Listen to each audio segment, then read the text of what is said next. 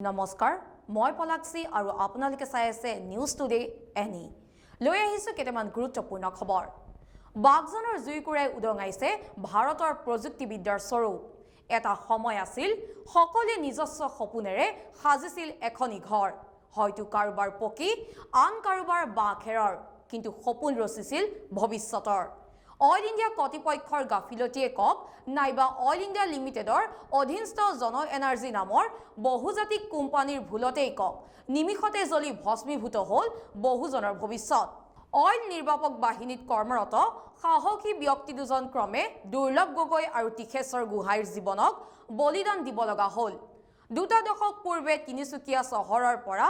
নাতিদূৰৈৰ বাগজানৰ গাঁওবাসী আৰু দাঁতিকাষৰীয়া ৰাইজৰ তীব্ৰ প্ৰতিবাদ অসন্তুষ্টি সত্ত্বেও অইল ইণ্ডিয়া লিমিটেড দুলিয়াজান কৰ্তৃপক্ষই তেল খাত স্থাপন কৰি পনীয়া সোণ আহৰণ কৰি গৈ আছিল অইল ইণ্ডিয়াই এনেদৰে কোনো এটা অঞ্চলত তেল আহৰণ কৰাৰ বিষয়টো নতুন বিষয় নহয় কিন্তু বাগজানত তৈল খাত স্থাপনৰ বিষয়টো স্পৰ্শকাতৰ আছিল এই কাৰণে যে বাগজানৰ গাতে লাগি আছিল ডিব্ৰু চৈখোৱা ৰাষ্ট্ৰীয় উদ্যান পক্ষীবিল মাগুৰী আৰু এই খাত স্থাপনৰ ফলশ্ৰুতি জৈৱ বৈচিত্ৰ্যজনিত ক্ষতি শংকাৰ সম্ভাৱনা আছিল প্ৰচুৰ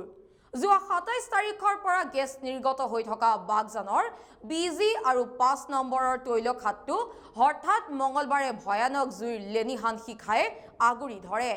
যাৰ ফলত বহুকেইটা পৰিয়ালৰ ভৱিষ্যতলৈ নামি আহিল ঘোৰ অমানিশা চকুৰ পানীৰে যেন বাট নেদেখা হৈছে ভুক্তভোগীসকলে যেন আশাবোৰ সপোনবোৰ কেৱল এটা শব্দ হৈ ৰল অগ্নি নিৰ্বাপিত হলেও বা চৰকাৰে সম্পূৰ্ণ ক্ষতিপূৰণৰ ব্যৱস্থা কৰিলেও এতিয়া কেৱল এটাই প্ৰশ্ন ক্ষতিপূৰণ শেষ সমাধান হ'বনে আহিছো আন এক খবৰলৈ ডিফু মেডিকেল কলেজত কোভিড-19 পৰীক্ষাগাৰ মুকলি ডিফু মেডিকেল কলেজত আজি কোভিড-19 ৰোগীৰ যাৱতীয় পৰীক্ষাৰ বাবে পৰীক্ষাগাৰটো মুকলি কৰে কাৰ্বি সাহিত্য পৰিষদৰ মুখ্য কাৰ্যবাহী সদস্য তুলিৰাম ৰংহাঙে উল্লেখযোগ্য যে পৰীক্ষাগাৰটোৱে কাৰ্বি আংলং পশ্চিম কাৰ্বি আংলং আৰু ডিমা হাছাও কোভিড-19 ৰোগীসকলক সামৰি ল'ব বাগজানৰ তেলখাদত জ্বলি থকা জুই নুমুৱাটো ইমান সহজ নহয় কিয়নো ব্ৰাজিল অষ্ট্ৰেলিয়া আদি দেশত এতিয়াও বনজুই নিৰ্বাপিত কৰিব পৰা নাই তথাপিও দেশৰ বাহিৰৰ পৰা বিশেষজ্ঞৰ দল আহি পাইছে যেতিয়া অতি শীঘ্ৰেই জুই নিৰ্বাপিত হ'ব এই মন্তব্য মঙ্গলদৈ লোকসভা সমষ্টিৰ প্ৰাক্তন সাংসদ ৰমেন ডেকাৰ কেন্দ্ৰীয় চৰকাৰ আৰু তেল নিগমে বাগজনৰ ক্ষতিগ্ৰস্তসকলক উচিত সাহায্য প্ৰদান কৰিব বুলিও তেওঁ আশাবাদী বাইহাটা চাৰিআলি ঐতিহাসিক গোপেশ্বৰ দেৱালয়ত চেনিটাইজাৰ প্ৰদান কাৰ্যসূচীত উপস্থিত থাকি এইদৰে প্ৰকাশ কৰে সংবাদ মাধ্যমৰ আগত প্ৰাক্তন সাংসদগৰাকীয়ে ৩১ নং ৰাষ্ট্ৰীয় ঘাইপথেৰে চলাচল কৰা পথচাৰীসকলৰ মাজতো মাস্ক আৰু চেনিটাইজাৰ বিতৰণ কৰে কলাইগাঁৱত বালি কঢ়িওৱা ট্ৰাকৰ সন্ত্ৰাস পুৱাতে নিহত হ'ল এগৰাকী বয়োজ্যেষ্ঠ ব্যক্তি উদালগুৰি জিলাৰ কলাইগাঁও অন্তৰ্গত বিটিচি সীমান্তৱৰ্তী দলংঘাট পথত দুৰ্ঘটনা AS09 AC6252 নম্বৰৰ ট্ৰাকখনে পুৱাতে টংলা মহিলাপাৰাৰ পথেৰে বালি কঢ়িয়াই নিয়া অৱস্থাত দলংঘাটত ভয়াৱহ পথ দুৰ্ঘটনা সংঘটিত হয় দুৰ্ঘটনাটোত থিতাতে নিহত হয় গহীন ৰাভা নামৰ এগৰাকী ব্যক্তি নিহত ৰাভাৰ ঘৰ আছিল মাদেলি গাঁৱত ঘটনাৰ পিছতে ট্ৰাকৰ চালকজনে উক্ত স্থানৰ পৰা পলায়ন কৰে ইতিমধ্যে ঘটনাস্থলীত আৰক্ষীৰ লোক উপস্থিত হৈ তদন্ত আৰম্ভ কৰে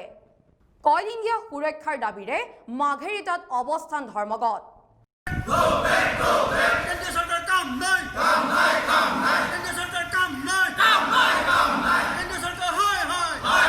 উত্তৰ পূব কয়লা ক্ষেত্ৰ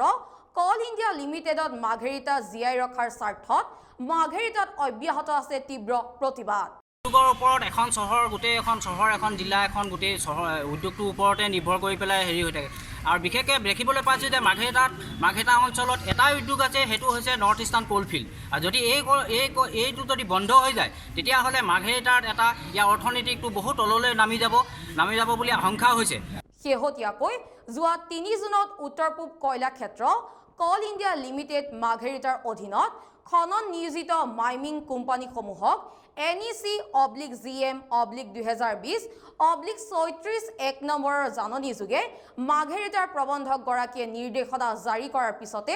উত্তাল হৈ পৰিছে সমগ্ৰ মাঘেৰিটা।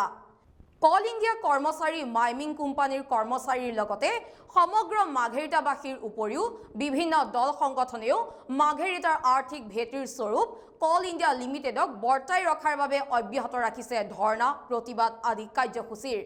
আজি উত্তৰ মাঘেৰিটাৰ ৰংমঞ্চত মাঘেৰিটা মহকুমাৰ বিভিন্ন জনগোষ্ঠীয় সংগঠনৰ উদ্যোগত উত্তৰ পূব কয়লা ক্ষেত্ৰ সুৰক্ষাৰ দাবীত এক ধৰ্মগত কাৰ্যসূচী ৰূপায়ণ কৰা হয়। তেওঁলোকৰ স্পষ্ট মত যে কোনো কাৰণতে উত্তৰ পূব কয়লা ক্ষেত্ৰ মাঘেৰিটা বন্ধ হ'বলৈ দিয়া নহ'ব আৰু উন্নত মানৰ বৈজ্ঞানিক পদ্ধতিৰে অত্যাধুনিক যন্ত্ৰপাতি ব্যৱহাৰ কৰি প্ৰকৃতি সুৰক্ষা কৰি কয়লা খনন কাৰ্য চলাই মাঘেৰিটাৰ আৰ্থিক পৰিৱেশ সুচল কৰি ৰাখিবৰ বাবে কেন্দ্ৰীয় আৰু ৰাজ্য চৰকাৰক দাবী জনায়। কেৰেলা নহয়, এবাৰ হাৰিয়ানাত লকডাউনৰ ফলত খাবলৈ নাপাই নিথৰ হৈ পৰি ৰৈছে এটা দুটা নহয় একেলগে ৮০টাকৈ গৰুৰ মৃতদেহ।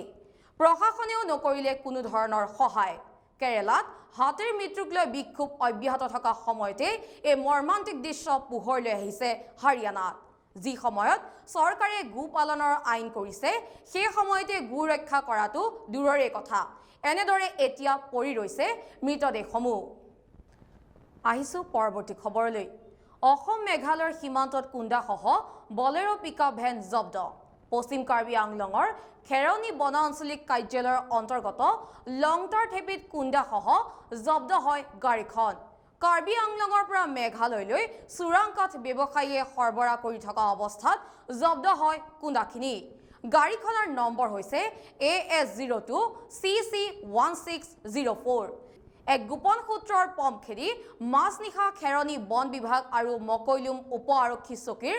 আৰক্ষীৰ সহযোগত জব্দ কৰিবলৈ সক্ষম হয় কুণ্ডাসহ গাড়ীখন। অৱশ্যে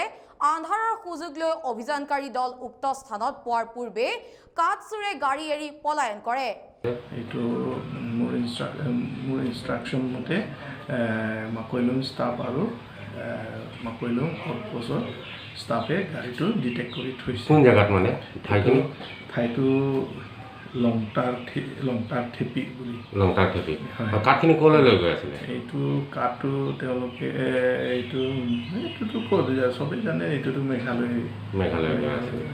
গুৰুত্বপূৰ্ণ যে এনেদৰে মেঘালয়ৰ চোৰাং কাঠ ব্যৱসায়ীয়ে সুযোগ বুজি কুণ্ডা চুৰ কৰি কাৰ্বি আংলঙৰ বিভিন্ন প্ৰান্তৰ পৰা নিজৰ ৰাজ্যলৈ সৰবৰাহ কৰাৰ চেষ্টা অব্যাহত ৰখা প্ৰায়ে দেখিবলৈ পোৱা যায়।